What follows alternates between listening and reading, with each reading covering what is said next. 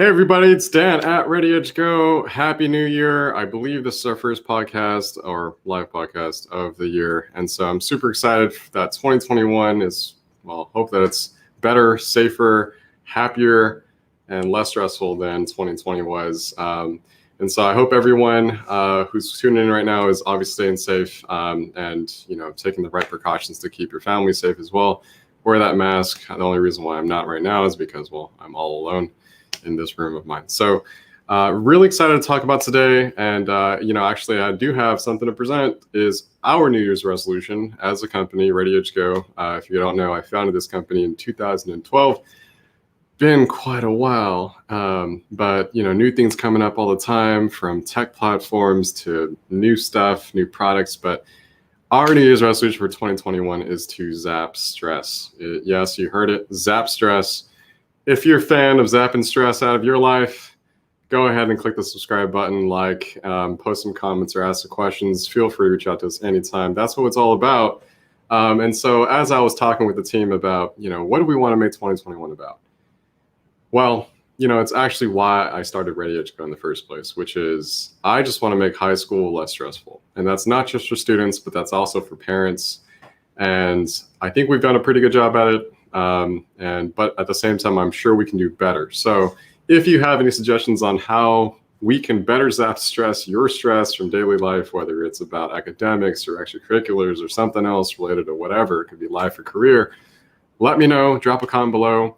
Today, I'm going to go over how you can actually zap stress and improve your chances dramatically for college, because I think that's what causes so much stress, is that we think we have to follow someone else to somehow do it.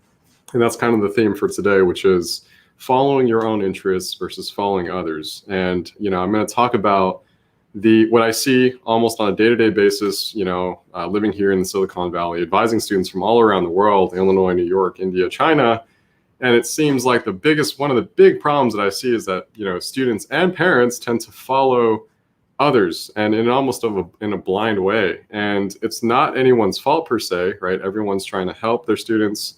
But as a result of following others somewhat blindly and not really questioning things and learning about how college admissions in high school actually works, we make a ton of stressful decisions, right? From taking too many AP classes and treading water with B's and C's, or, applying to too many reach colleges and ending up not getting into any of them. And hence you have to go to community college, or taking, too many tests, whether it's APs, Ivy exams, subject tests, SAT, ACT, right? Or spending thousands and thousands of dollars only to see, mediocre results. There's a lot of following others that I see, but very little following your own interests. So guys, today I'm going to talk about how exactly, to follow your interests as opposed to following others, because the more you follow others, you're not living your life. You're living someone else's. I'm going to start with talking about the implications and the negative ramifications, if you will, right, of following others. And I'm going to start with poor extracurricular activities, right? And when I say poor extracurricular activities, I mean by substance, they're just not good. And when you write about them on essays, or when you have to share about it, with somebody during an interview, or perhaps even just during conversation, it just sounds bad. And you know what I mean? I'm sure if you live anywhere in a competitive school or neighborhood for college admissions, poor EC is like what? Starting a club to say that you started a club. College packing, right, is the term that's associated with that. Or how about this? Volunteering for 200 hours because you heard it's 200 that you got to get to look good. Or, how about, okay, I need to absolutely continue, sport that I've been playing that I don't like anymore for the rest of high school, right? Or I have to test and get this achievement thing for piano or some instrument that I'm playing. Guys, just because someone else told you that it's a good thing doesn't mean that it is a good thing. Just because someone else did it also doesn't mean that you should do it. I see a lot of extracurriculars that are very contrived, right? That's the biggest problem that I see from following others, right? We hear that, okay, someone else did it, I should do it too, right? And oftentimes we have the best intentions, right? Maybe a parent hears, okay, my nephew got into Harvard or Stanford because they did these things, right? And so we should take the same formula and we should put it on somebody else. You should do the same exact things, right? For a second here, listen to this, right? It's almost as if we're treating a human being like a machine, right? We're like, it's almost like there was a program that worked in the past, and now, I'm just going to program my kid in the same way, like a machine.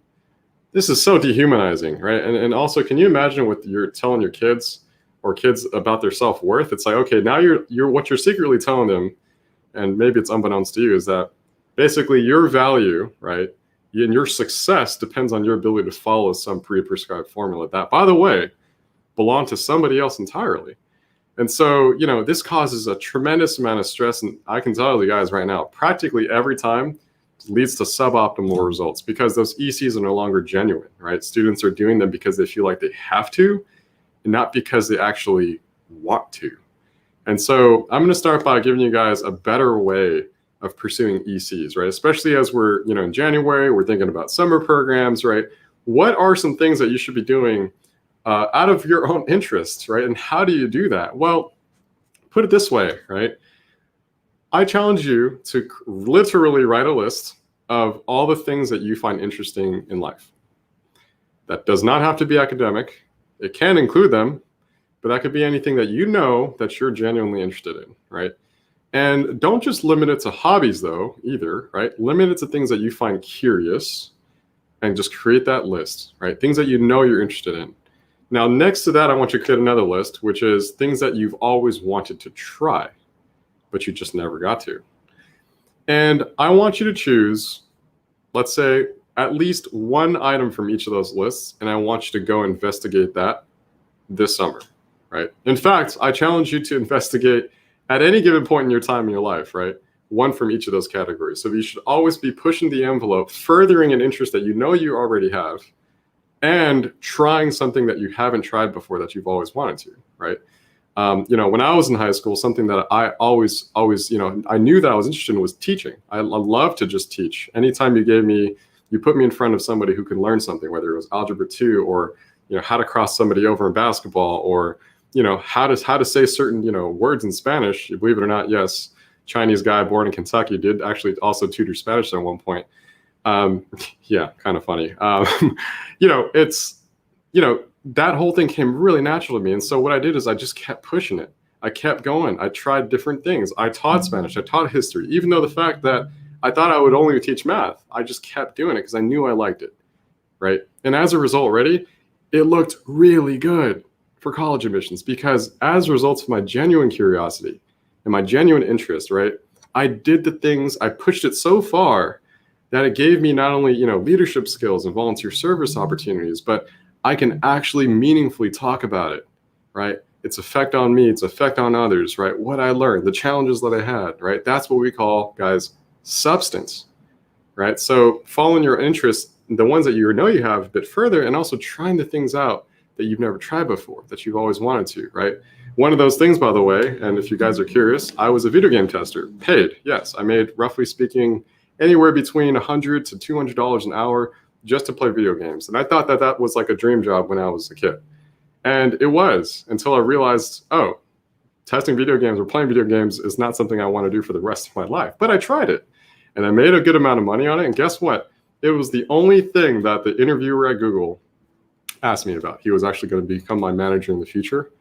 And it was the only thing on the entire resume, out of all the work experience I'd accumulated, it was the only thing that he had asked me about. And so why was that? It's pretty simple, right? Because he had just not seen that before. Most people who apply to Google, obviously probably wouldn't, even if they did test video games, they wouldn't include it. But I did because it was genuine to me.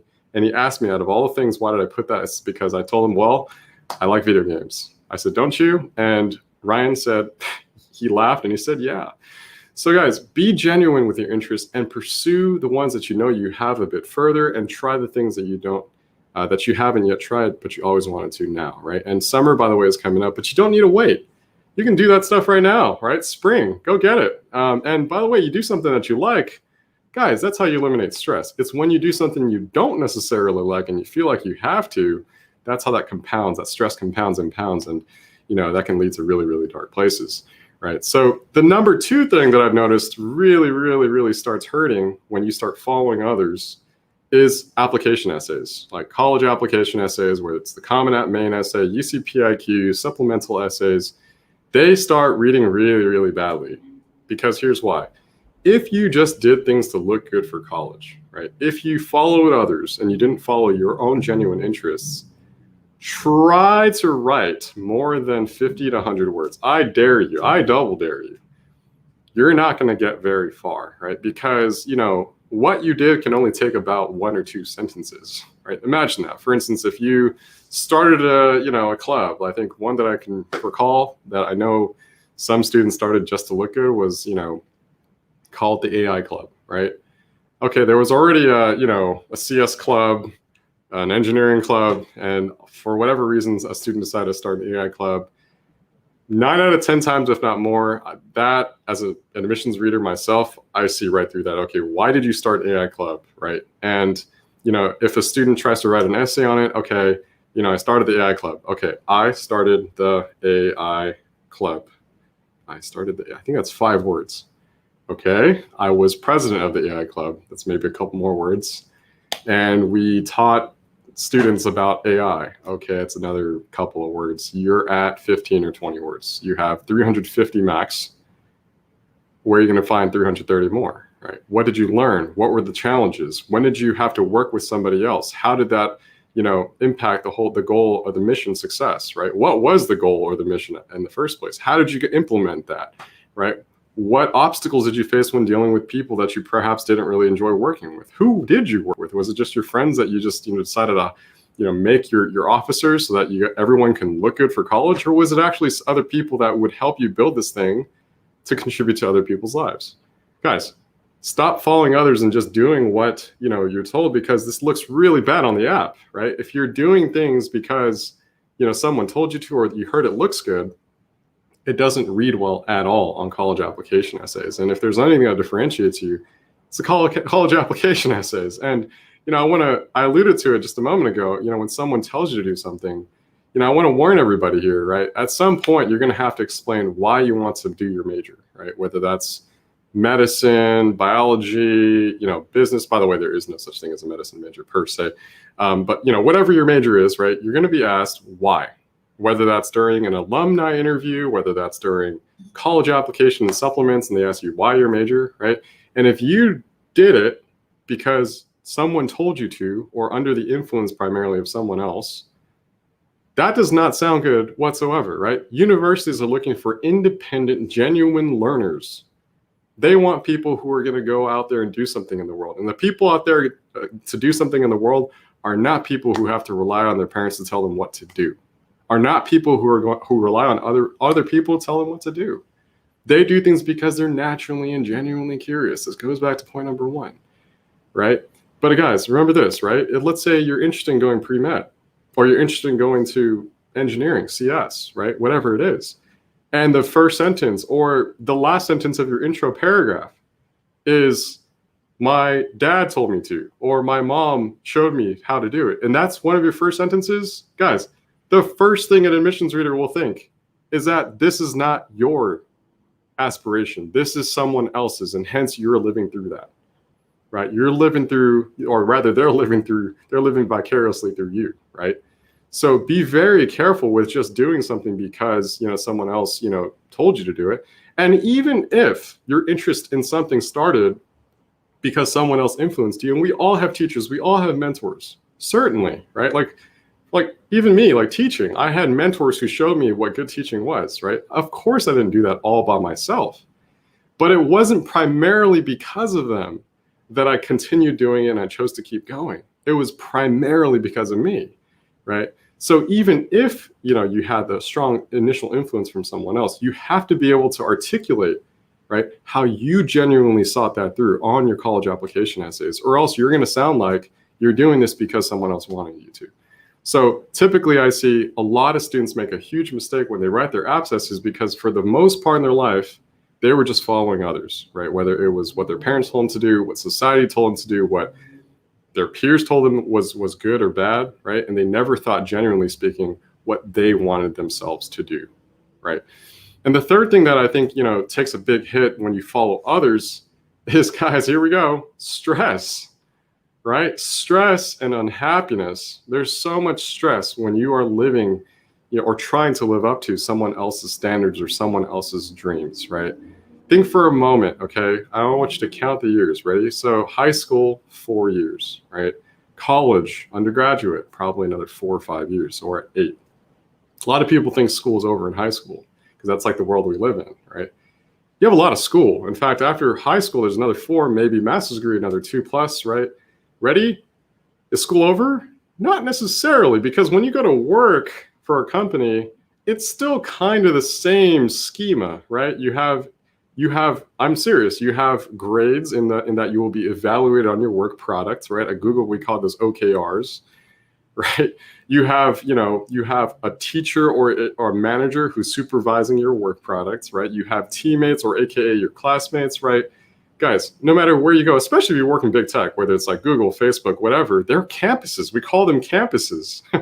It's more school, right? So imagine this for a second. You go through your whole life in this kind of school-like setting, and you're prioritizing what other people want for you, right? Good luck. You're going to be really stressed out, and most importantly, you're probably not going to be happy for a good chunk of your life, right? Why do you think so many people, right, complain about midlife crises, right? Now I'm hearing that it's about quarter life crises, right? It's because people finally realize that, oh, once I achieve the things that I was told to achieve that would make me happy, but I'm not really happy, right? So guys, to bring it back to the basics, if you want to look good for college, right, and if you want to be successful, whatever you define that is, in the future, whether it's money, whether it's a combination of money and making your family proud or whatever, if you want to be great, not just at college admissions, but at life, and you have to focus on your own genuine interests. You have to cultivate those interests, and you have to be open to finding new ones, right? Because only then will your profile speak volumes of substance, as opposed to being an empty shell that I see so many times. I have so many candidates, guys, over the last 10+ years of advising students, right? They come in, they think they're set. Parents will even think they're set. They have a resume from A to Z, right? And the moment I ask them not what have you done, because they can show me that, the moment I ask them why, things start falling apart, right? Things really start falling apart. Oftentimes they look at their parents. They do this, as if they don't know how to explain why they did anything they did. And in fact, they just did to me.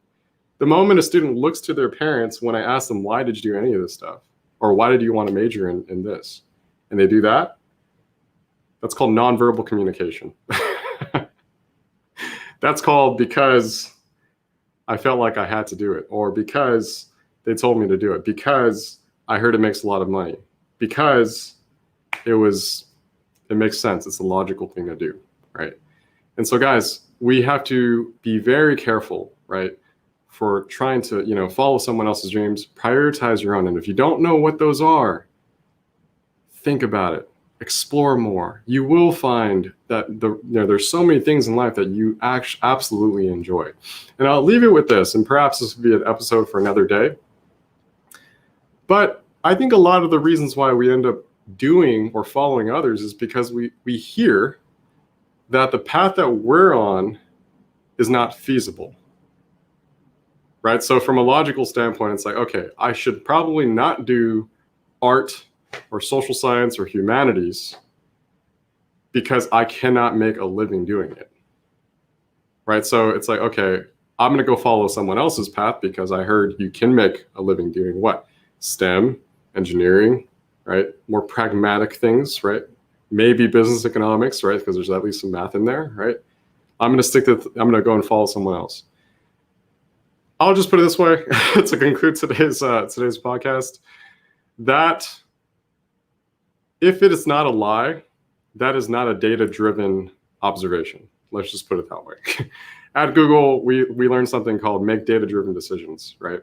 And if someone tells you something you always ask, okay, what data do you have to back that up? And if someone says, okay, you can't make a living with a non-STEM major, or it's really hard to find jobs with that, I challenge you right now to ask that person to back it up. In fact, I challenge you to see if you can find the truth. Find data that proves that or disproves that, right? And what you will find is that someone who oftentimes tells you that, right, is telling you that for your own good. They are trying to help you, but they're also speaking from a very limited worldview and world lens, right? It's what they know. Human beings tend to stick to the things that they know, right? And so as teenagers, right, we are still searching for a lot of things, how the world works, how we work. And so when we sense that someone knows something more than they do, right, than I do as a teenager, I tend to gravitate towards that stability. I believe that stability, right? But the danger is there, right? You're now relying on someone else to tell you how the world works. When in fact, it's probably you who should find out exactly how it works. And not just how it works in general, but also how it can work for you. And so I'll leave it at that, guys. One easy way to zap stress, or rather it's a simple way, it's not always easy. A simple way to zap stress is to follow your heart. Day to day, I recommend following your heart on the things that you like. And if you find yourself compromising on your own interests, I guarantee you your college admissions results will be only okay, if that, right? So guys, I hope this was helpful. This is obviously a topic of great passion for me. It's actually the fundamental reason why I started Ready Edge Go. And it's the reason why everyone on my team is a part of it, is because we're trying to zap stress together. We're trying to help students find exactly the things in life that they actually really do like. And how do we cultivate those in a way that will help a student not only get to the best colleges, but live a beautifully fulfilling, successful, both financial, emotional, personally, right, spiritually fulfilling and great life, right? It's because, it's following others. You're not living your own life. You're living someone else's. And so I know it can be hard. I know if you're a student who's listening to this, I'm sure, you're probably thinking, but how do I even do that? Right? How do I get the approval of my parent who doesn't agree with this or who doesn't know something? And if you're a parent and you absolutely disagree with everything that I'm saying, I respect it. Right? But I invite anyone here who needs help with finding a better sense of direction in for a conversation, right? That's exactly what we're here to do. And again, we're not just here to get you the best colleges following your interests, but I want to make sure that everyone lives the very, very best life, right? Including financially, okay? Including, that's not everything, while following their interests. So I hope you guys enjoy this. If you like this, guys, go and share it, subscribe it. Really appreciate the support for this channel. We've been putting out a lot of good content. So it's your support that allows us to keep making this good stuff. And see you guys.